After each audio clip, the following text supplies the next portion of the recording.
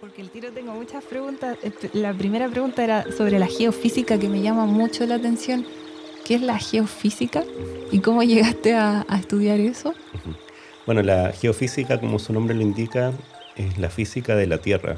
Es la física de todos los fenómenos observables en el planeta Tierra, de los fenómenos naturales. Así que en realidad una ciencia que abarca muchas disciplinas. A su vez, Mm. también está emparentada con muchas otras ciencias, por ejemplo la geología y la física, por supuesto. Y abarca, como te decía, entonces disciplinas que se especializan en ramas particulares. Por ejemplo, la oceanografía física, uno podría considerarla parte de la geofísica. Por ejemplo, todos los métodos de exploración geoeléctrica que se usan para poder buscar agua, para poder buscar minerales, incluso se emplean también en la arqueología. Esos son métodos que son parte de la geofísica. A eso le Mm. llamamos, por ejemplo, tierra sólida. Mm. Es curioso ese nombre, tierra sólida, para diferenciarlo de las partes del planeta que son fluidas, como la atmósfera y el océano. Y luego, justamente la tierra sólida también está la sismología, los colegas que entonces investigan los terremotos, que es algo también fundamental para Chile. Bueno, Chile es Mm. un gran laboratorio. Eh, y las disciplinas con las que yo más tengo que ver, que son la meteorología, la climatología, las ciencias atmosféricas, que también, bueno, tienen otras subespecialidades.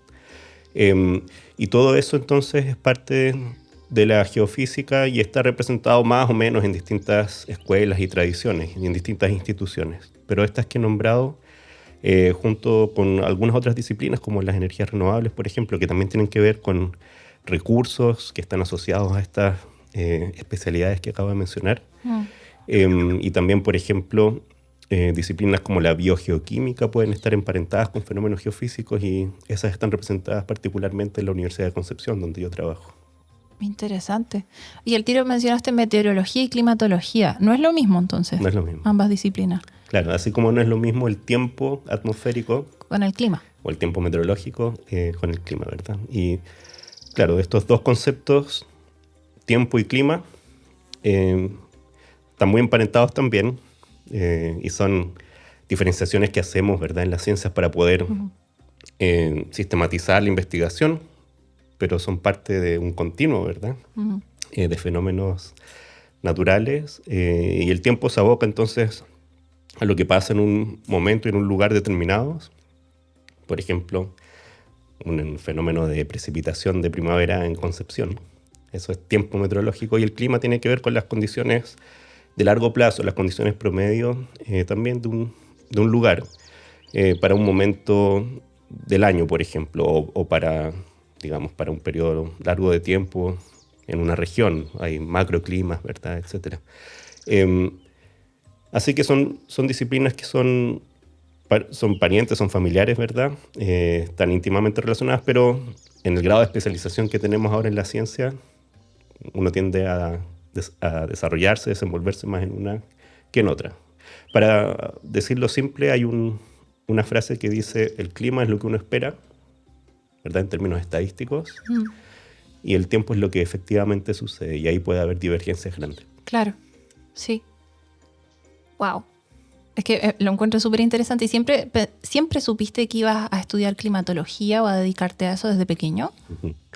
Esa es una linda pregunta porque, Mm. claro, yo he compartido con muchas colegas, muchos colegas y claro, hay algunas historias de personas que sabían de chico cuál era su vocación. Mm. Entonces te dicen que tenían estaciones meteorológicas, por ejemplo, desde que eran niños o hacían observaciones y cosas así. Wow.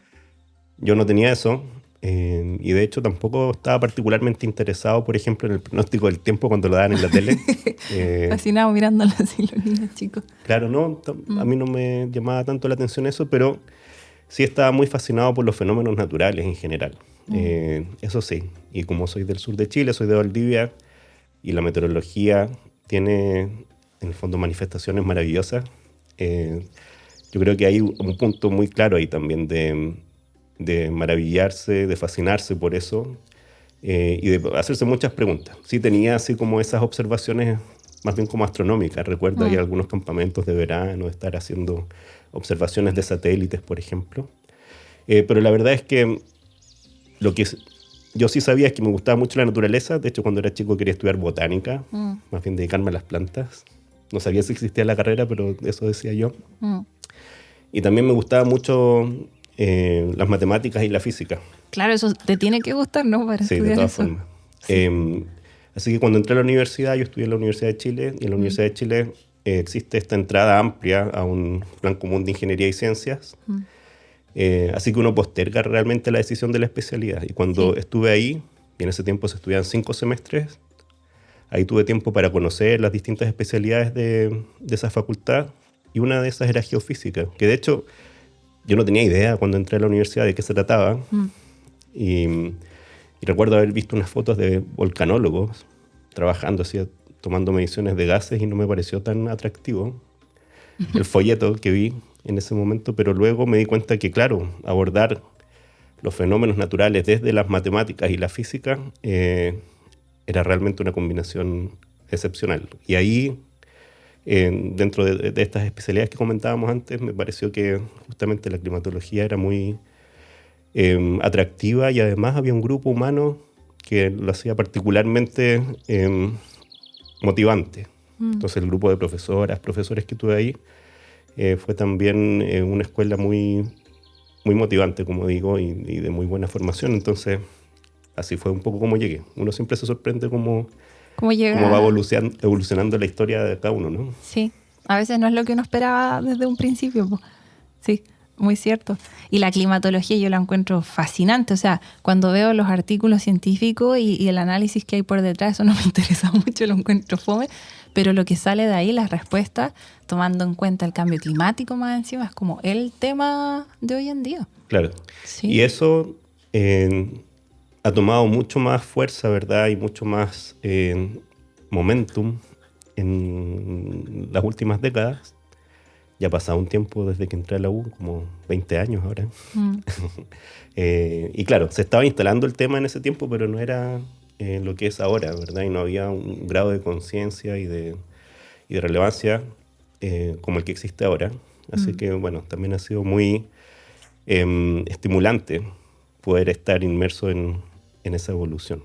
Es una Sí. historia más antigua, por supuesto, pero ahora es que ha tomado ese lugar central, ¿verdad? En la discusión no solo de la ciencia, sino que social. Y leyendo un poco de ti, de tus especializaciones, leí la palabra teleconexión. ¿Qué es eso? No tengo idea qué es eso. Es una palabra que a mí me gusta mucho, porque así como sucede con la geofísica, cuando uno se presenta y dice soy geofísico, soy climatólogo. Bueno, climatólogo uno ya lo entiende mejor, pero geofísico suena bien exótico. Sí. Y claro, es parte también de nuestra responsabilidad de poder instalar más ese término, de poder hacer más difusión de la ciencia, de lo que hacemos nosotros, y darlo a conocer. Pero estas palabras así que uno no conoce a veces son como... No sé qué reacción generan, a veces así como un poco de intimidación, teleconexión, yo creo que Sí. es una de esas palabras. Pero mira, en realidad es una conexión entre lugares remotos. Eso es una teleconexión, así como también la etimología de la palabra televisión, ¿verdad? Entonces, el punto al que alude, o el fenómeno al que alude ese concepto, es que las señales, en este caso, por ejemplo, atmosféricas, que suceden en un cierto lugar, y estoy hablando de señales como algún fenómeno particular, intenso, que sucede en un lugar, puede tener consecuencias no solamente a nivel local y regional, sino que puede tener también una serie de reacciones que tienen manifestaciones en lugares muy distantes. Entonces, un ejemplo concreto ahí es que, por ejemplo, tormentas muy intensas, activas, vigorosas que sucedan en el trópico, en la región que está al norte de Australia, o sea, miles de kilómetros de acá, pueden tener consecuencias justamente en fenómenos atmosféricos en el sur de Chile, por ejemplo. Y eso es algo que a mí me apasiona mucho y que le hemos dedicado también, junto con otros colegas y el equipo que hemos ido armando en la Universidad de Concepción, bastante atención, porque permite también anticipar algunos fenómenos. Es una fuente de predictibilidad de fenómenos meteorológicos, por ejemplo. Un poco como el fenómeno del niño o la niña, por ejemplo, que dicen que aquí llueve, en Australia está seco. En Exacto, Australia llueve, aquí está seco. ese es un ejemplo quizás el más famoso, el que tiene mayores implicancias a nivel social y global. Son las teleconexiones del fenómeno que se llama la oscilación del sur, el niño oscilación del sur, ENOS. O sea, el niño y la niña son dos fases extremas de esa oscilación climática. Y claro, tiene repercusiones a nivel global. Y esas son teleconexiones. Cuando estamos hablando de lugares remotos, no del centro de donde ocurre este fenómeno, donde está enraizado, que es el Pacífico tropical.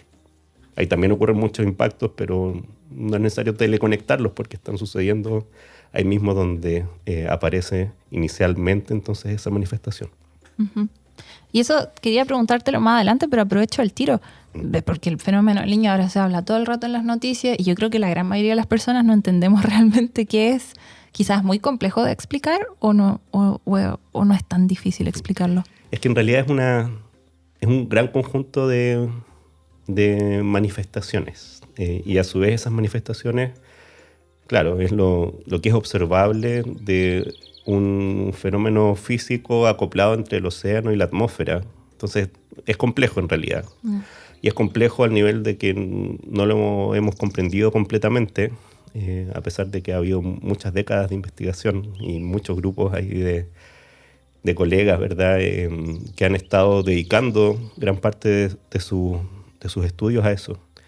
Y además tiene, bueno, uno podría hablar mucho de ese fenómeno en particular porque tiene una historia bien rica y bien diversa, porque por supuesto mucho antes de poder conceptualizar el mecanismo que genera o que está asociado a este fenómeno, uno ve las consecuencias, ve los impactos. Así que este fenómeno es conocido sobre todo por las poblaciones las comunidades que viven digamos, en cerca del Pacífico tropical, ¿verdad? En la costa, por ejemplo, el norte de Perú y de Ecuador, esas comunidades conocen muy bien ese fenómeno desde siempre. Y no es necesario, claro, indagar en la física para decir, bueno, acá tenemos algo que es recurrente, ¿verdad? Sí. Y de ahí viene, de hecho, el nombre. El nombre se origina de una corriente oceánica cálida que aparecía cerca de Navidad y por eso le llamaban esta corriente del niño Jesús. Pero luego ese nombre se usó para bautizar un fenómeno de escala de la cuenca del Pacífico. Pero, así para decirlo brevemente,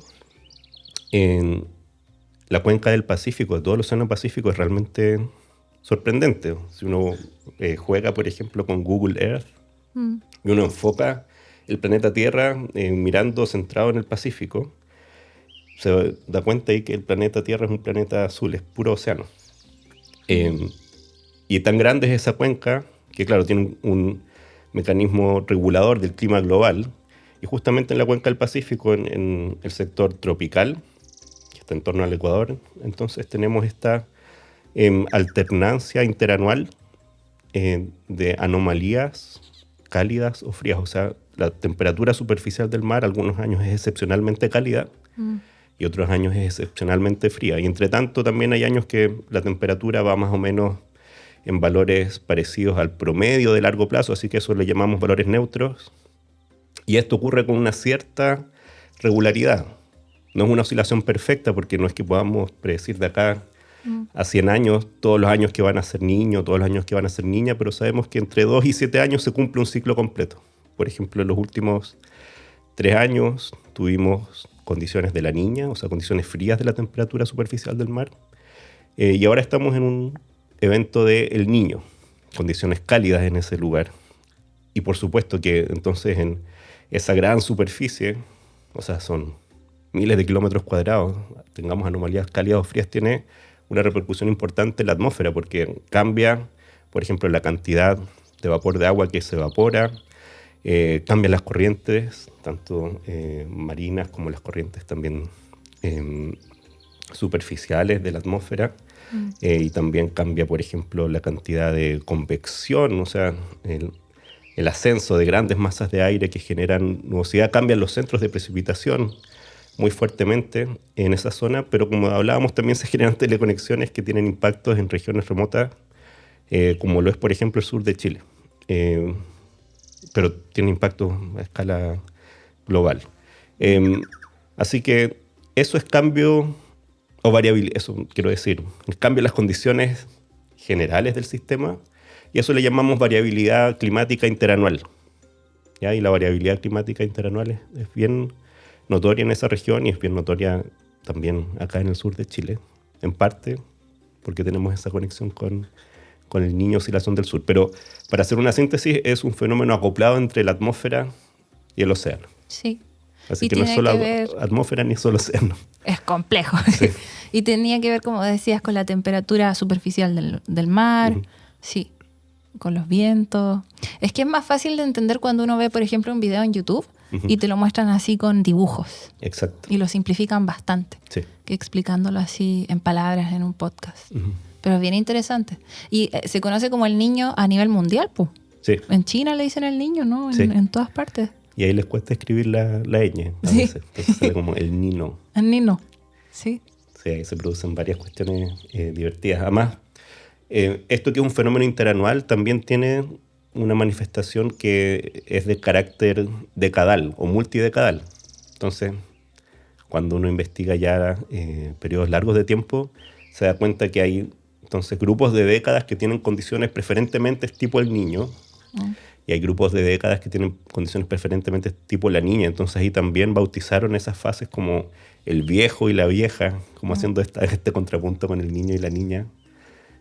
Pero eso no prosperó mucho y son escalas muy largas para efectos cotidianos, digamos. Pero hay ese tipo de cuestiones en la ciencia. Pero para aterrizarlo más con lo que sucede aquí en el caso de Chile, es como de saber popular que años del Niño son años lluviosos en el centro-sur, en la primavera y en el invierno, y años de la Niña son años secos. Tiene esa estacionalidad, y luego si uno se va más al sur, por ejemplo, si se va ya a la región de los lagos, la parte de Chiloé, por ejemplo, ahí años del Niño son años secos en verano y son años lluviosos en verano cuando tenemos condiciones de la Niña.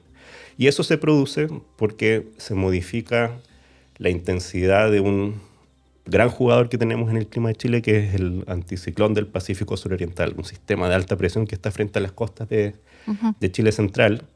Y ese sistema de alta presión, esa alta presión que está ahí persistentemente y que condiciona, como decía, por eso digo que es un gran jugador del clima, condiciona las condiciones climáticas, claro, las propiedades climáticas de Chile. Esa intensidad y la posición del anticiclón se ven muy moduladas por condiciones del Niño o la Niña. Entonces, cuando tenemos años del Niño, ese anticiclón se debilita. Y claro, es difícil explicarlo solamente en palabras, pero el debilitamiento de ese anticiclón hace que puedan llegar más sistemas frontales y por lo tanto se genere más precipitación. Y ahí, bueno, hay mucha investigación que se ha hecho de colegas aquí en Chile. Un colega muy querido del Departamento de Geofísica que falleció este año, Aldo Montesinos, él también es uno de los grandes investigadores que aportaron en este tipo de comprensión. No sé si esto sirve de algo, pero alguna vez tuve clases de meteorología y nos explicaban que anticiclón era una alta presión, ¿no? Y eso traía buen tiempo, nos decían. ¿O claro, no? Yo evito hablar de bueno o mal tiempo porque Claro. cada uno tiene sus gustos. Ah, sí, sí. Claro, entendemos buen tiempo como... Tiempo soleado. Claro, condiciones atmosféricas estables, ¿verdad? Cuando no tenemos formación de muchas nubes, ni tenemos vientos cambiantes, ni muy intensos, y tenemos entonces, claro, sol, ¿verdad? Calorcito, condiciones más de playa, digamos. Sí, pero ahí estamos hablando de dos escalas de tiempo distintas. Cuando uno habla de este anticiclón que está persistentemente frente a las costas de Chile central, ¿sí? Estamos hablando de una gran extensión, también nuevamente son miles de kilómetros cuadrados, y ahí estamos hablando de algo que se manifiesta persistentemente, o sea que está siempre ahí, cambia un poco con las estaciones del año, pero es un factor eh, que lo podemos ver entonces en todos los promedios. Pero sin embargo, cuando hablamos de meteorología, cuando hablamos de cómo cambia el tiempo meteorológico y fenómenos que suceden entonces en la escala de pocos días e incluso de pocas horas, por ejemplo, ahí tenemos también otro tipo de fenómeno que es el paso sucesivo de sistemas frontales, o que son entonces en núcleos de baja presión, ciclones, que todo eso es un sinónimo, o sea, un núcleo de baja presión, un ciclón extratropical, aluden a lo mismo, y eso está asociado entonces al paso de sistemas frontales que generan lluvias, como estamos viendo ahora, y lo opuesto a eso son estos sistemas de alta presión, que también viajan, digamos, de oeste a este en latitudes medias, en esta zona del sur de Chile, y el sur austral también, y están continuamente entonces alternándose, bajas y altas presiones. ¿Ya? Entonces eso es algo completamente transiente, son fenómenos que pasan y se suceden unos a otros, pero el anticiclón del que yo estaba hablando, el anticiclón del Pacífico suroriental, entonces es un fenómeno de largo plazo que está ahí y que, sin embargo, tiene esta variabilidad estacional, interanual y decadal también. Súper dinámico todo. Y eso es una palabra muy clave. Nosotros hablamos justamente de meteorología dinámica. Uno puede hablar incluso de dinámica cuando tiene un acercamiento desde la climatología. Y un profesor con el que yo hice la tesis del doctorado, ese profesor decía, el clima es esencialmente cambio, es variabilidad. Cambio continuo, es sí. todo dinámico, es lo contrario a condiciones fijas. Sí. Así que acertaste ahí en algo esencial, digamos, de esta ciencia. De la palabra. Sí. Ay, me dejaste pensando con lo de buen tiempo, mal tiempo, que uno tiene esa asociación, buen tiempo es tiempo soleado, pero depende de lo que te guste. Sí. Si te gusta el mal tiempo, o sea, el tiempo nublado, ese puede ser buen tiempo. Sí. Bueno, y ahora este año, hace unos meses, cuando se hablaba mucho del fenómeno del niño a nivel internacional, se hablaba de que por esto mismo del fenómeno del niño iban a haber temperaturas mucho más altas, a gran escala, o sea, en el planeta entero. Y se vieron muchas olas de calor en Europa, muchos incendios. ¿Y por qué tiene que ver el niño con que suba la temperatura a nivel global? Súper buena pregunta.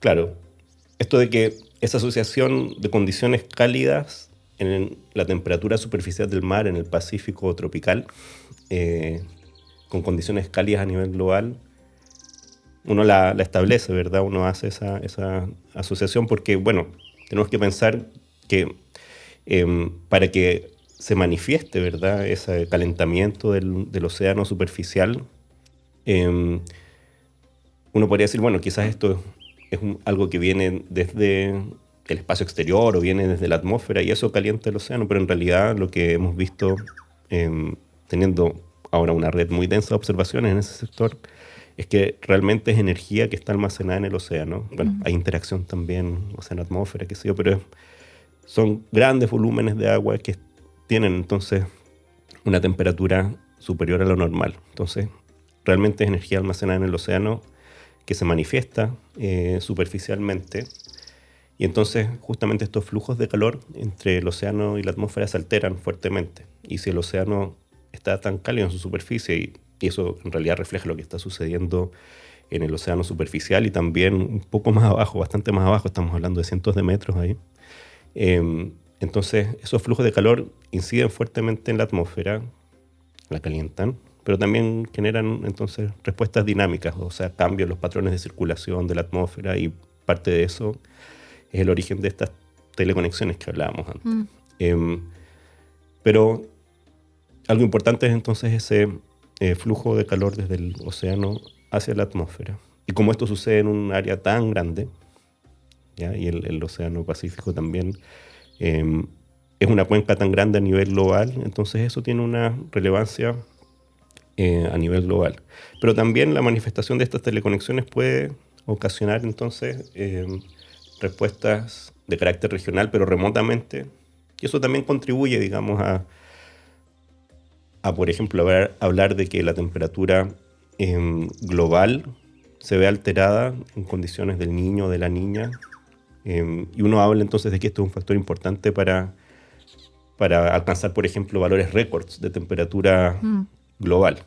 Ahora, siempre que uno habla de un estado del clima global, está escondiendo la diversidad regional, ¿ya? O sea, incluso cuando hablamos de este año, del año 2023, y que en julio se registró un julio excepcionalmente cálido y que por ahí también se alcanzó el día más cálido jamás monitoreado, jamás observado. A nivel global, ¿no? A nivel Sí. global, ahí uno está, claro, tratando de hacer un ejercicio, bueno, muy maravilloso, ¿verdad? Que es como concentrar en una sola cifra, en un solo número, El mundo entero. el mundo entero. Y por supuesto, el mundo es diverso y tiene entonces distintas condiciones en cada momento. Y ahí uno esconde esa diversidad. Entonces, lo que quiero decir es que no porque haya un evento del niño, todo el mundo está más cálido, y Claro. no porque hay un evento de la niña, todo el mundo es más frío o más lluvioso o más seco. Justamente se generan manifestaciones regionales que pueden ser, que de hecho son opuestas.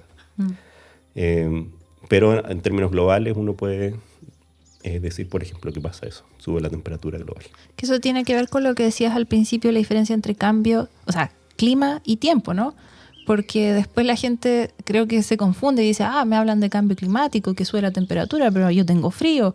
Claro, porque el tiempo todos los días puede variar harto, ¿no? Puede subir, bajar, pero Exacto. hablan ustedes de cambios que son como a largo plazo, ¿no? Y ahí entramos un poco en la estadística, porque cuando uno dice calentamiento global, lo que está diciendo es que la temperatura promedio del planeta aumenta. Pero en realidad ese es como el primer acercamiento al fenómeno. Y luego uno podría preguntarse ya, ¿y qué pasa con las temperaturas extremas, por ejemplo?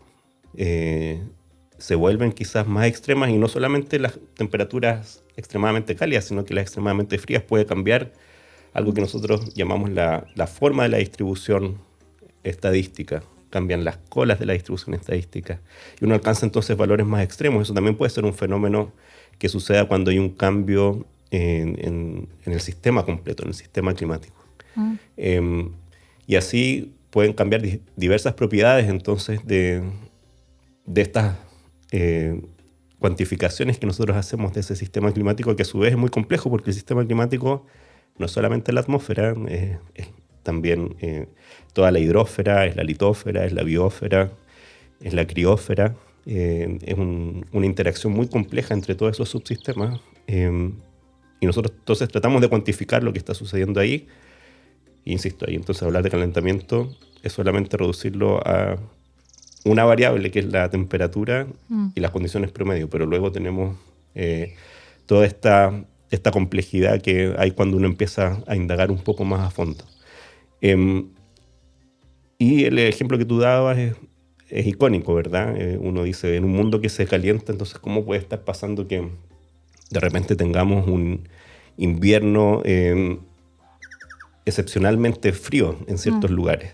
Y de hecho ha sido usado como un posible factor de argumentación de negacionistas del cambio climático. Por ejemplo, Claro. Trump lo decía cuando tenían inviernos así muy fríos en Chicago. Y realmente es completamente consistente desde el punto de vista físico que eso suceda. Y tenemos explicaciones para eso también, pero claro, y hay que ser capaz entonces de indagar un poco más allá de esta primera caracterización, que es el valor promedio global. Sí. Quizás por eso fue inteligente cuando ya se dejó de hablar tanto de calentamiento global y se habló de cambio climático, porque eso decían, ¿no? Que hay cambios, puede ser más Exacto. extremos, ¿no? Y el cambio climático a su vez está inserto en este cambio global. Sí, yo creo que eso es un buen punto. O sea, por una parte decir, el clima es pura variabilidad, y luego, claro, uno también se confunde. Entonces dice, variabilidad, entonces si todo cambia, ¿por qué enfocarse tanto en este cambio que estamos viendo ahora? Sí. Eso tiene que ver con que el cambio que estamos presenciando actualmente es forzado particularmente y mayoritariamente por la acción humana, concretamente, ¿verdad?, por la emisión de gases de efecto invernadero a la atmósfera. Y eso entonces, claro, no tiene precedentes en el registro geológico, que nosotros usamos para contextualizar lo que observamos en esta ciencia que es reciente. La climatología es una ciencia reciente. Claro. Y entonces, bueno, reservamos esa palabra cambio climático para el cambio climático de origen humano. Pero siempre ha cambiado el clima, eso es así. Ahora, nos estamos saliendo de los rangos de cambio de variabilidad, digamos, naturales, y eso es lo preocupante. Sí, yo quizás estoy agrandando el tema, pero a veces uno ve en redes sociales que más y más gente aparentemente niegan el cambio climático. Uh-huh. Quizás es una idea mía, quizás son la cantidad de gente que lo niega. Pero es como dices tú, o sea, después tiran argumentos de que siempre ha cambiado el clima, sí, pero en este caso es distinto, ¿no? Uh-huh. Está ocurriendo más rápido también. Eso, la tasa de cambio es muy importante también. Entonces, bueno, pero por una parte uno puede decir la tasa de cambio es impresionante ahora en términos también de lo que conocemos de registros previos, ¿verdad? La acción humana significativa. Eso por una parte, pero también más allá de la tasa de cambio, o sea, los niveles, ¿verdad? De ciertas variables están muy por fuera de los rangos naturales. Y ahí conocemos varias de las consecuencias que puede tener eso, pero también hay un montón de fenómenos que son desconocidos, que pertenecen a un terreno incógnito para la ciencia, y ahí estamos jugando de forma muy soberbia también con la naturaleza, porque en el fondo estiramos, ¿verdad?, sin mucha conciencia la capacidad del sistema de resiliencia, de poder absorber de forma plástica, ¿verdad?, estas perturbaciones. Y eso no es infinito, o sea, el sistema terrestre, la Tierra, el planeta y el sistema climático es un sistema finito, ¿no? Un sistema que puede absorber cualquier tipo de perturbación y a cualquier tasa de cambio. Y justamente, bueno, el cambio climático que estamos ahora viendo, el cambio climático de origen humano, nos da cuenta de estas manifestaciones. Y en todo caso, si hay alguien que nos escuche que lo niegue o que no lo tenga tan claro, y esto es lo más básico, cuando hablamos de este cambio climático antropogénico, ¿no?, por acción humana, es como decías, por la quema de combustibles fósiles, que emite gases de efecto invernadero como CO2 y como otros, ¿no?, en la atmósfera, que eso produce que la atmósfera se caliente, ¿no? Claro, Más que la o menos atmósfera así retenga más calor. Porque yo creo que está súper bien cuestionarse, es parte esencial de la ciencia, cuestionarse la información que uno recibe y contrastarla, ¿verdad? O sea, de ninguna manera la intención de comunicar el cambio climático es seguir en una cadena como complaciente con el nivel de conocimiento. Al contrario, uno quiere cada vez avanzar más también en la comprensión del sistema. Pero ahí también uno tiene que considerar la contundencia de la evidencia científica. O sea, la investigación en cambio climático de larga data. Yo estaba diciendo recién que la climatología es una ciencia reciente. Yo lo estoy comparando entonces con otras disciplinas, y cuando hablo de reciente estoy hablando de, bueno, más de un siglo, ¿verdad? Pero eso a escala humana incluso es reciente. Sí. Pero ahora estoy hablando de que hay muchas décadas ya de investigación del cambio climático, de diversos grupos, diversas perspectivas científicas, y la evidencia es contundente. Y negar esa evidencia entonces es, claro, también nuevamente ahí yo diría es muy soberbio, ¿verdad? Porque uno tendría que poner sobre la mesa también un montón de argumentos propios igual de contundentes para tratar de invalidar eso. Eso por una parte. Y claro, ahí se generan muchas falacias argumentativas cuando uno dice, bueno, pero el clima siempre ha variado, ¿por qué nos preocupamos? Bueno, uno de los puntos es lo que hablábamos recién, ¿verdad? Que tiene que ver con la tasa de cambio, con los rangos de cambio. Y efectivamente en un sistema donde los seres humanos no teníamos un rol importante, incluso hay fenómenos que tienen otro tipo de comportamiento, ¿ya? Por ejemplo, cómo varía la temperatura en función de las concentraciones de CO2, ¿ya?, a nivel geológico, y sin los humanos jugando un rol importante, entonces eso tiene otra causalidad incluso que la que tiene ahora. Entonces se generan muchas falacias argumentativas a veces cuando uno desde la lógica ve algunos argumentos, entonces hay que tener la capacidad también de tomar esos argumentos, trabajarlos y explicar por qué eso no es válido. Entonces, si uno habla de las causas de la variabilidad del clima, claro, la composición de la atmósfera es algo muy importante. Pero a nivel de escalas muy largas de tiempo, estamos hablando ahora de decenas de miles de años, cientos de miles de años, los parámetros orbitales también de cómo la Tierra, ¿verdad?, se va trasladando y va rotando también en su movimiento entonces en torno al Sol. La forma en que la Tierra hace eso también es muy relevante para el balance de energía de la Tierra. Y eso cambia en el tiempo y ahí también es bien sorprendente. Hay científicos que hace muchas décadas se dieron cuenta de eso y pudieron describirlo muy bien. Y eso ha tenido también una repercusión muy importante en la condición del clima planetario y por etapas muy largas de tiempo.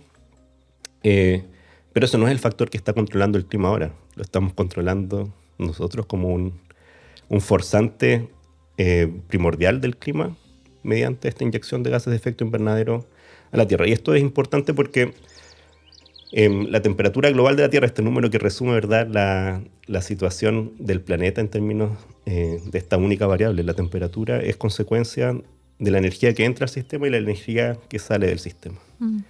Y lo que estamos haciendo esencialmente es retener más energía en el sistema y eso genera entonces un aumento de temperatura. Y eso tiene que ver con la alteración de la composición química de la atmósfera. O sea, quizás simplificando mucho, es como que entra más energía de la que sale, algo así. Es que no es que entre más, porque bueno, el Sol también, y ahí hay personas también que dicen, bueno, pero ¿y por qué esto no podría ser que simplemente el Sol tiene una actividad mayor o qué sé yo, nos estamos acercando más al Sol? Y claro, ahí hay uno rebate diciendo, no, es que el Sol no ha cambiado radicalmente, ¿verdad?, o significativamente en este periodo de tiempo que nos interesa, esta ventana de cambio climático antropogénico. Entonces la energía que entra ha permanecido constante. Y lo que sucede es que nosotros estamos reteniendo más energía. Sí. ¿Sí? Y por eso entonces el planeta se calienta y eso es una forma también, una manera de concebirlo, se calienta para poder emitir más energía y alcanzar ese balance radiativo. Así que también es bien maravilloso ver cómo lo que ha predicho la teoría, ¿verdad?, de cómo se manifiesta este calentamiento, se ha podido ir constatando también en la medida que hemos tenido más observaciones y de más larga data. En el fondo se entiende bien ese fenómeno. Está bien caracterizado por la teoría y se está observando ahora muy claramente. Bueno, yo siempre me interesó este tema desde que era pequeñita, ¿no? El tema del cambio climático. Me da risa que haya gente que lo niegue porque yo digo, pero si esto se viene prediciendo, lo predijeron, creo que desde los años 80 o antes, ¿no? Sí, no, incluso mucho antes, yo desconozco ahora la fecha exacta y los nombres, pero hay ahí algunas fuentes de información bien, así como de historia de científica, bien bonitas de algunos científicos que tenían esta intuición de que cambiando la composición de ciertos gases, ¿verdad?, uno podía alterar el balance radiativo y que entonces ellos dijeron, si seguimos inyectando contaminantes como lo estamos haciendo, esto va a tener una consecuencia. Y eso estamos hablando de hace más de 100 años ya. Lo que pasa, bueno, me estoy metiendo en otros temas, pero una vez hablé con una persona que me dijo, no te voy a negar que hemos dejado la embarrada en deforestación, me decía de basura, plástico. Claro, es que esas cosas uno las ve. Y lo que estamos hablando ahora, que son gases, uno no los ve, no ve cómo aumenta el CO2 en la atmósfera, ¿cierto? El clima es difícil definir si está distinto o no está distinto, uno tiene mala memoria también. Entonces, claro, estamos hablando de algo que no es tan obvio como la basura en el océano, por ejemplo, que nadie la puede negar. O no es tan inmediato, porque, bueno, acá mismo en Concepción, por ejemplo, cuando uno habla con gente, tampoco hay que remitirse a personas de mucha edad, gente que es más o menos de nuestra generación. Claro, ellos tienen esos recuerdos de su infancia de una condición promedio, una condición climática distinta. Y es bien acertado eso. O sea, uno ve la tendencia de precipitación muy decreciente en los últimos 25 años aquí y en el resto del sur de Chile y en la zona central, por supuesto. O sea, ahí la gente ha notado claramente cómo ha ido cambiando el clima, cómo han ido cambiando los inviernos, las estaciones en general. Eso se percibe. Pero también es cierto que la percepción humana Engañosa. es engañosa y a veces es de corto plazo, pero bueno, quizás medio sorprendentemente, así que en esas tendencias decadales que son relevantes para una experiencia de vida humana, eso sí se percibe. Y muchas veces, claro, hay recuerdos bien, bien fuertes porque cambia incluso el paisaje, ¿no? Sí. Sí, es bonito también contrastar las observaciones con los relatos humanos. Sí. Pero tienes razón que, claro, cuando uno habla de concentración de CO2, de dióxido de carbono, por ejemplo, claro, no es algo que nosotros lo podamos sentir claramente con nuestros sentidos. No es algo que podamos oler tampoco. O sea, Pero, estamos respirando aire que tiene más CO2 del sí, que tenía antes, ¿no? claro. Pero no lo sentimos. Pero sí se ve, por ejemplo, la emisión de esa contaminación, ¿verdad? Cuando vemos, no sé, ¿cómo se llaman los tubos de escape? Cuando vemos, Sí. por ejemplo, grandes chimeneas emitiendo contaminantes, o cuando vemos los incendios, por ejemplo, que emiten también muchos gases a la atmósfera, eso es bien, bien evidente. Claro, después no lo percibimos, pero para eso están las observaciones geofísicas. Claro. Y sí tienes razón que hay gente que tiene recuerdos que son, pero es que precisos, relacionados a fechas particulares, ¿no? Te contaba que mi papá es de República Checa y él decía, antes, cuando yo era chico, siempre en Navidad, en el hemisferio norte, estaba nevado. Y había mucha nieve y llegaba la nieve hasta arriba, hasta 1 metro, 2 metros, a la puerta de la casa y tenían que sacarla con pala. Y eso ya no ocurre. Ya no nieva en Navidad. Y hace muchos años. Entonces eso está claro, ¿no? Sí, en esas Sí, latitudes, bueno, hay lagos o lagunas que se congelan, por ejemplo, en invierno y que dejaron de congelarse ya sí, hace mucho donde tiempo. patinaban. Eso. Sí. Y acá en Chile, por ejemplo, esta postal del Mapocho, ¿verdad? Correntoso, con un caudal muy considerable. Hace mucho tiempo que no la teníamos, pero este año la revivimos también. Sí. Pero si uno escarba ahí en el recuerdo, y no tan lejano, ¿verdad? De hace algunas décadas, entonces eso pasaba en los inviernos también. Sí, sí. Claro, la nieve es algo más notorio también, creo. Los recuerdos de los lugares en los que nieva. Sí. Y bueno, todo esto se estudia a través de lo que conocemos como modelos climáticos, ¿no? Uh-huh. ¿Qué es un modelo climático? Bueno, un modelo es cualquier forma de conceptualizar un fenómeno. En este caso estamos hablando de fenómenos geofísicos, nos vamos a referir directamente a fenómenos del clima. Entonces hay modelos que pueden ser bien simples.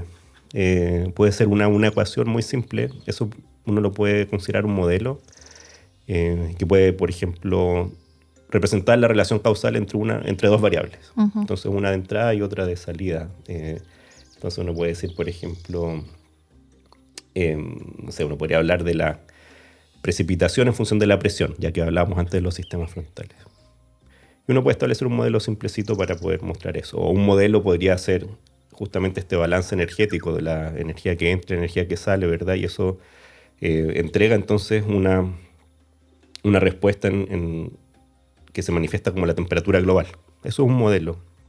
¿Ya? Entonces un modelo puede ser muy simple, puede ser una ecuación de muy pocos términos, pero un modelo también puede ser algo mucho más complejo, que es un conjunto de un montón de ecuaciones que representan una familia de fenómenos, por ejemplo, en un conjunto de subsistemas en el caso del clima. Estamos hablando, por ejemplo, de fenómenos oceánicos, fenómenos atmosféricos, fenómenos biológicos. Todo eso puede estar considerado, o sea, cuestiones que tienen que ver con física, con química, con intercambio de calor, intercambio de masa, intercambio de energía. Todo eso, que es lo que sucede entonces en el sistema climático, se puede representar matemáticamente con ecuaciones, y uno puede tener entonces modelos de diversa complejidad del clima. Entonces los primeros modelos eran bien, bien simples y se han ido complejizando hasta poder como abarcar entonces este continuo de fenómenos que ocurren en el sistema climático. Y lo que es muy sorprendente es que realmente entendemos bastante bien cómo funciona el sistema en términos de la física, la química, etcétera, la bioquímica incluso del sistema. O sea, en el curso de la historia, de esta historia reciente de pocas décadas, hemos podido representar muy bien eso en términos matemáticos. Y cuando uno tiene eso y además tiene un poder computacional fuerte, entonces uno puede simular el clima y simular también los fenómenos meteorológicos. Entonces, uno habla de modelos climáticos, pero esencialmente entonces son programas de computación que tienen muchos módulos, ¿verdad?, para representar toda esta diversidad de fenómenos que ocurren, que interactúan entre sí, y eso reproduce entonces el funcionamiento, por ejemplo, de la atmósfera. Entonces hablamos de modelos climáticos, pero ahí, bueno, la terminología no es la más adecuada porque también usamos modelos climáticos para poder hacer pronósticos del tiempo meteorológico. ¿Ya? Pero no hay que confundirse ahí porque uno debe conservar esta distinción entre escalas de tiempo y un tipo de modelos climáticos son los que se usan, por ejemplo, para entender cuál es la respuesta de todo el sistema ante un aumento de la concentración de CO2, por ejemplo. ¿Ya? Eso es cuando uno entonces investiga en las largas escalas de tiempo. Y otro tipo de modelos son los que se usan justamente para pronosticar la meteorología a corto plazo, lo que va a pasar en las próximas horas y en los próximos días. Como ahora me estás dando a entender de lo complejo que es todo esto y de todas las variables y lo dinámico, ahora me doy cuenta de lo difícil que debe ser decir, ok, aumenta la concentración de CO2, díganme cómo va a ser el clima en el futuro, pues es complicado. Sí, y hay mucha incertidumbre respecto a eso. O sea, si bien sabemos como la respuesta general, una pregunta clave, por ejemplo, es ¿qué pasa si se duplica la concentración de CO2? ¿Cuánto se calienta el planeta? Eso se llama sensibilidad climática ante una duplicación de CO2 y conocemos más o menos el rango, pero no el número exacto. Claro. Justamente porque, aunque conocemos la ciencia, hay distintas formas de representar un montón de fenómenos, esto que estaba hablando, y hay distintas maneras de implementarlas también en los computadores. ¿Ya? Entonces, ahí afortunadamente tenemos muchos centros de investigación diversos que avanzan paralelamente. Entonces hay también diversos modelos climáticos que tienen sus diversas características de estas ecuaciones, pero también de la forma en que se representan esas ecuaciones y cómo se implementan numéricamente para que los computadores puedan trabajar con eso. Y por suerte entonces no tenemos solamente un solo valor, sino que tenemos una familia de valores y eso nos da también cuenta de la incertidumbre y cuáles son los fenómenos que conocemos menos y más. Y eso es muy informativo también. Pero ahora lo que yo también quería comentar acá, ahora sí nos vamos a los pronósticos meteorológicos, es que si bien la ciencia que hay detrás se conoce hace mucho tiempo, y eso también es bien sorprendente cómo se ha logrado, yo no dejo de maravillarme con ese desarrollo científico, la capacidad computacional es más o menos reciente. Entonces, cuando empezaron a plantearse los científicos y las científicas esta posibilidad de poder hacer pronósticos meteorológicos, se conocía la ciencia, pero no se conocía la forma de poder implementarla porque no teníamos estos computadores superpoderosos que tenemos ahora. Sí, pues una persona no iba a estar haciendo todas las ecuaciones sola, se iba a morir. Y hay historias ahí de eso, ¿eh? Hay un tipo que hizo ese ejercicio de ponerse a calcular y se demoró, ya no me acuerdo bien cuál es la anécdota, pero se demoró, por ejemplo, digamos, una semana para poder calcular cuál iba a ser el cambio de la presión de un día a otro. Entonces, claro, si te demoras 7 días en saber lo que va a pasar en un día, no te sirve de nada ese pronóstico. Te sirve para avanzar en la perspectiva de cómo tienes que desarrollar la ciencia, pero además su cálculo estaba malo porque, claro, no sé, tenía algunos supuestos malos, qué sé yo. Pero es sorprendente. Mucha gente alega ahora, uno mismo también quizás es sobreexigente, entonces uno dice, oye, pero el pronóstico del tiempo no funciona. Y yo siempre trato de recalcar la relevancia que tiene poder contar con ese tipo de información y que además sea tan certero. Sí, es realmente una locura que podamos contar con ese tipo de información y con tanta anticipación. Es que hay tantas variables, o sea, estoy tratando de adivinar, ¿no? Decías los vientos, la presión, la temperatura del océano, las circulaciones marinas, ¿no? La circulación atmosférica, el viento, o sea, hay muchas cosas que hay que contemplar. Exacto, y además que no solamente basta con que tengamos una herramienta que sea muy poderosa para poder calcular, porque no nos sirve de nada calcular si no sabemos cuál es la condición inicial de la que vamos a partir. El sistema tiene una cierta condición cada día, en cada momento, ¿verdad? Si hablamos de la temperatura, hablamos, por ejemplo, de la precipitación, hablamos de la presión, los vientos, la circulación. Todo eso tiene una característica, un valor en cada momento que va cambiando.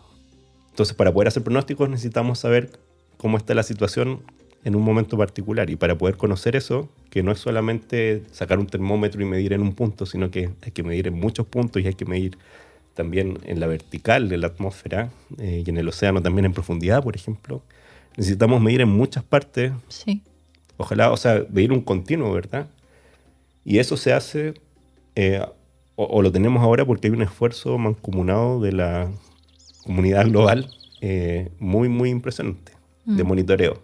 Y eso también yo creo que en general es desconocido, ¿verdad? Pero ahí quiero hacer el vínculo. Si en el fondo sabemos que la temperatura iba aumentando y que estamos en este fenómeno, insertos en este proceso de calentamiento global de origen humano, es porque tenemos registros de hace muchas décadas, siglos. Sí. Y eso es como el esfuerzo silencioso de innumerables personas, pues imposible es inconmensurable. Sí. Y es cada día gente haciendo observaciones. Ahora está mucho más automatizado todo eso, pero hay gente que salía todos los días a medir, ¿verdad? Y a hacer anotaciones, etc. Y eso es necesario también para poder hacer pronósticos. Necesitamos observar. Y eso también muchas veces no se entiende. Que necesitamos diagnosticar, necesitamos medir y para eso necesitamos instrumentos que son complejos y necesitamos redes instrumentales. Y también es otra de las cruzadas que tenemos que hacer en las geociencias, de poder convencer a los tomadores de decisiones de que hay que invertir en eso, porque es justamente ir monitoreando como un médico, por ejemplo, oculta a un paciente, ¿verdad? Tenemos que ir midiendo qué está cambiando. Y algo que quería igual destacar, tú habías mencionado que los modelos climáticos son muchos, ¿no? Y que se utilizan muchos distintos en el mundo entero, y que a pesar de que hay harta incertidumbre, igual hay una palabra para eso, los científicos del mundo están llegando a los mismos resultados respecto al cambio climático, ¿no? O sea, están de acuerdo. O sea, se llega a un nivel de consenso. Consenso. Claro, hay consensos que son de mayor o menor grado dependiendo de cada fenómeno. Y eso es muy relevante también porque, por ejemplo, el IPCC, que es un organismo que no hace investigación, no hace ciencia propia. El IPCC lo que hace, que este panel intergubernamental del cambio climático, son expertos a nivel global que se reúnen y hacen entonces una recopilación del avance científico en materias de cambio climático. Y claro, ahí también lo que quiero decir es que se indican grados de consenso y de disenso en algunos puntos. Y ellos han traducido, claro, cuando uno habla así cotidianamente, no sé, uno puede decir, por ejemplo, estoy bien o estoy muy bien, y uno más o menos entiende algo, pero es bien general lo que uno entiende de ese tipo de frases. Ellos han desarrollado un lenguaje que tiene una contraparte matemática, entonces ellos dicen, hay un 95% de probabilidad, ¿verdad?, de que esto ocurra, o de que el nivel del mar sea de tal magnitud, o por ejemplo de que la precipitación disminuya en tal región. Eso tiene asociado entonces porcentajes de certidumbre o de incertidumbre. Y eso es muy bueno también, porque ahí uno también puede tener una noción de dónde falta investigación, dónde faltan observaciones y claro, dónde están las cuestiones que entendemos más y las que entendemos menos. Y eso se toma de forma muy responsable. Y bueno, esto quizás es una pregunta complicada también, entendiendo lo complejo de la climatología, y me imagino que te la han preguntado, dado el cambio climático, ¿cómo se espera que nos va a afectar a Chile, a Sudamérica? Bueno, las manifestaciones del cambio climático de origen humano en muchos lugares ya son perceptibles. Iba a decir visibles, pero va más allá de la visión. Y por ejemplo, esta mega sequía que vivimos en Chile desde 2010, por ahí, es entonces una suerte de ventana al futuro. O sea, hemos tenido prácticamente 14 años de condiciones relativamente secas y en algunos casos excepcionalmente secas. 14 años, muchísimo. O sea, hay mucha gente, ¿verdad?, que ya son personas muy conscientes, ¿verdad?, que han vivido en este régimen climático y no conocen otra realidad. Sí. Y eso es, digamos, una situación excepcional del clima en Chile centro-sur, pero que sin embargo nos da una idea de cómo va a ser la condición normal del futuro. O sea, lo que ahora es excepcional, esperamos que sea la normalidad del futuro.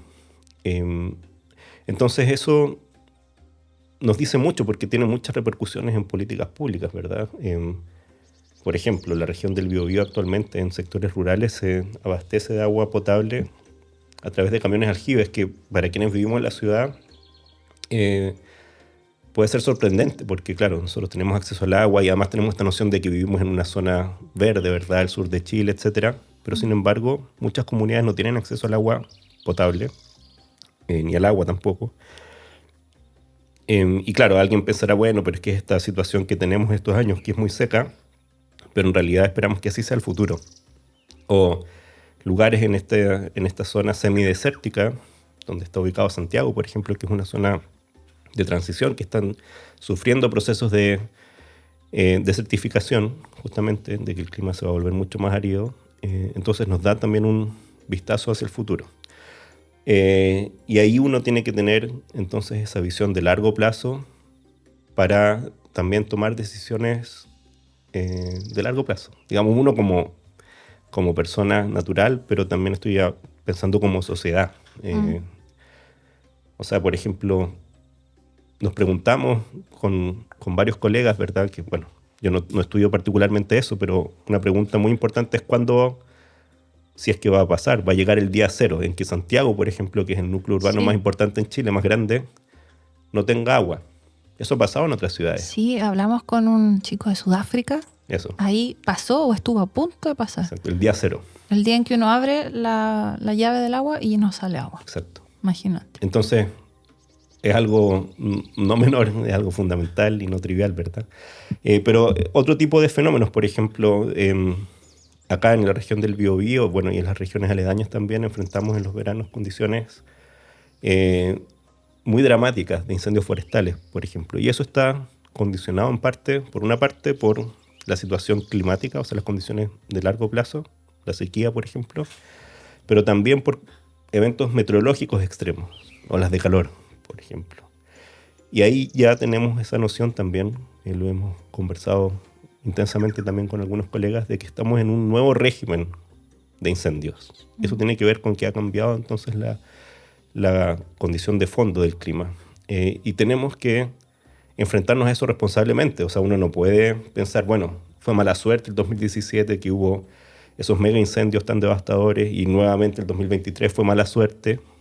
O sea, es completamente incompatible enfrentar un nuevo escenario climático, una nueva normalidad climática y pensar que uno puede seguir actuando como se actuaba hace 50 años, así claro, plantando entonces especies exóticas que son afines al fuego de forma homogénea, sin límites, ¿verdad? Sin ninguna consideración. O sea, eso es completamente insustentable.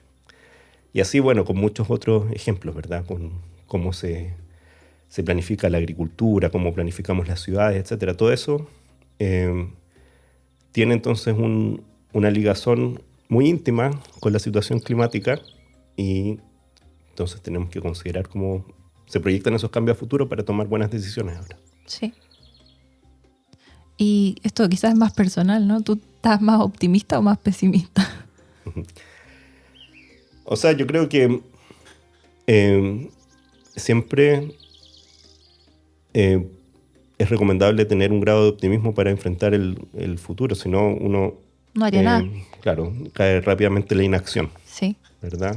Así que yo creo que que uno también debe ver ahí de dónde saca esas fuerzas de flaqueza a veces para tener ese optimismo. Mira, hay un optimismo que es como el optimismo tecnológico de muchas personas que no necesariamente quieren cambiar la forma en que se hacen las cosas. Y cuando digo hacen las cosas es como nos comportamos nosotros, ¿verdad? Como humanidad respecto al planeta. Porque dicen, bueno, si hemos podido, no sé, enfrentar pandemias, hemos podido enfrentar, qué sé yo, otro tipo de embates a la humanidad, y siempre entonces hemos salido adelante, bueno, también vamos a salir adelante de esta gran problemática que es el cambio climático, porque vamos a generar tecnología para ello. Y ahí, mi punto primordial para abordar eso es que ahí uno se olvida de este fenómeno exponencial, de la naturaleza exponencial de este problema. O sea, porque no basta con encontrar otro planeta por si nos echamos este planeta. Si destruimos este planeta, alguien dirá, bueno, pero vamos a encontrar otro y nos vamos para allá. Pero es que claro, si de repente necesitamos otro planeta es porque, o sea, ya no tiene vuelta lo que hicimos con este, pero además tenemos esta forma de crecimiento de la población exponencial. Entonces rápidamente un planeta solo se nos va a quedar chico y necesitamos muchos más planetas, qué sé yo, y entonces no se trata de pensar que siempre vamos a poder enfrentar los desafíos de esta magnitud, sino que además tenemos que efectivamente hacernos cargo de la evidencia que tenemos ahora y cambiar la forma en que nos relacionamos con el planeta, con la naturaleza, con el entorno. Y ahí tenemos un desafío fundamental, quizás el más importante. Sí. O sea, partimos nosotros hace 2 años el podcast hablando como de cambio climático y de repente nos damos cuenta, pero esto va más allá de climatología, física, incluso más allá de las ciencias naturales, como que estamos cuestionando nuestros estilos de vida, la forma en que nos relacionamos con la naturaleza, la economía. Dijimos, chuta, esto es bien grande. Y todo va ligado, por supuesto. Sí. Entonces, como más que crisis climática, es como crisis global de no sé cómo llamarle. Sí. Pero hay algo que a mí me parece también bien fundamental, es que hemos tenido estos debates también, por ejemplo, ¿qué opinamos nosotros de este concepto de crisis climática? Y yo, hace algunos años, tendía a pensar, bueno, más allá de lo que nos dicen las observaciones y lo que nos dice la ciencia, a mí me gustaría entender o conceptualizar esta idea de crisis climática como algo que realmente nos interpela, y no veo que la humanidad se comporte en una situación crítica. O sea, un comportamiento crítico es lo que pasó con el COVID, por ejemplo, ¿verdad? Eso fue algo a escala global, crítico. Y uno podría decir, bueno, también estamos respondiendo al cambio climático porque se han formado toda una institucionalidad y diálogos, ¿verdad? Y una diplomacia, y qué sé yo, y se han tomado decisiones también respecto a eso, pero no se están tomando esas decisiones y esas acciones con la urgencia que se requieren para una crisis. Claro. O sea, como que pensamos, bueno, sí, hay que disminuir las emisiones de gases de efecto invernadero, pero lo estamos haciendo con compromisos muy superficiales y entonces a una tasa muy lenta y con planes así de largo plazo. Entonces, eso no es una actitud de crisis. Entonces yo tendía a decir, bueno, no me digan que estamos en crisis climática porque no nos estamos comportando como tal. Entonces, bueno, tiene que ver con cómo uno lo define. Pero la verdad es que si uno quisiera mitigar el cambio climático, como está sucediendo, debería tomar actitudes y acciones, entonces, radicales, ahora, sin dilatarlo más y a nivel global. O sea, tampoco depende de la decisión que tomemos individuos, ¿verdad? Ni países particulares. Se necesita una acción global.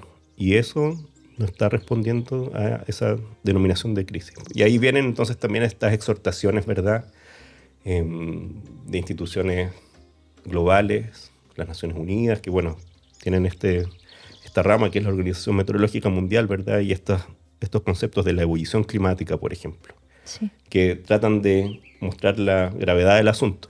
Pero sin embargo ahí también se abre una arista que es, bueno, con eso uno llama a la acción o la inacción, porque también es paralizante pensar que estamos en una situación límite. Y también se dijo el año pasado, yo creo que se malinterpretó un poco en los informes del IPCC, en las noticias se dijo, es irreversible, dijeron, el cambio climático es irreversible. Y toda la gente empezó a compartir eso y eso, para mí eso es un llamado, bueno, no se puede hacer nada. Y eso no es así, pues.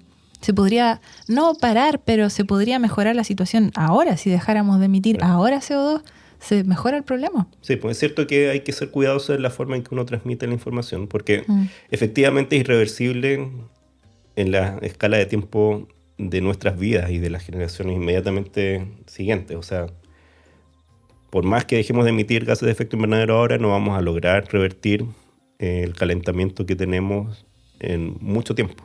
Porque el CO2 y los otros gases que quedan en la atmósfera son gases de larga vida media. Pero claro, o sea, en muy largo plazo sí se puede volver a una situación preindustrial, pero bueno, ese no es el objetivo ahora. El objetivo es que esto no empeore. Claro, eso se puede lograr, ¿no? Que no sigan empeorando. Y eso ya es bastante bueno, ¿no? Sí. Hoy tenía muchísimas más preguntas, pero se nos está yendo la hora porque estaba todo muy interesante. Y no sé si hay algo que quisieras hablar particularmente que se me olvidó preguntarte.